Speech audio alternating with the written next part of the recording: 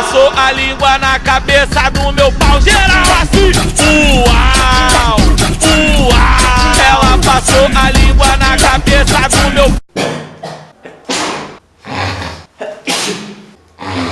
Caramba, hoje tá ruim pra gravar. Fala galerinha do Burrice 24 Horas, tá começando mais o nosso Burrice 24 Horas. E hoje eu vim fazer um vídeo aqui rapidinho, falando qual a diferença do filme de terror com efeito sonoro sem efeito sonoro. Vamos ver qual a diferença.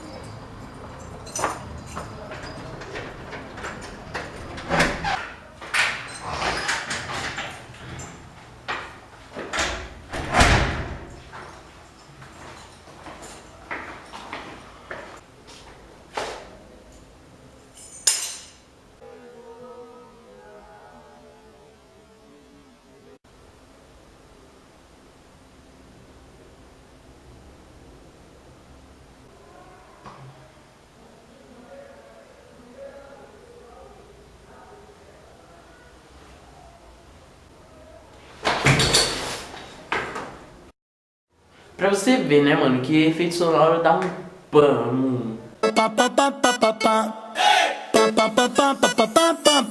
Um negócio mais da hora, dá uma emoção, você coloca uma música assim. Por isso que meus vídeos é chato, não tem efeito sonoro, mano. E galera, eu queria falar que esse vídeo foi rápido por causa de um acontecimento aí que aconteceu em 2016. Infelizmente, a gente perdeu o nosso parceiro Bruno, ele... E morreu. Resolveu sair do canal, não sei o motivo, mas alguns de vocês aí já sabem. E agora, pra quem tá ligado no canal, vai ser só eu aqui no canal. Então eu sei que muita gente vai se desinscrever. Muita depressão, eu vou embora. Aí, dá o seu like aí, mano, ajuda o canal aí. É sério, cara, pô, se inscreva aí, mano. Compartilha com os amigos, deixa seu like e valeu. Aí, esse vídeo ficou uma bosta.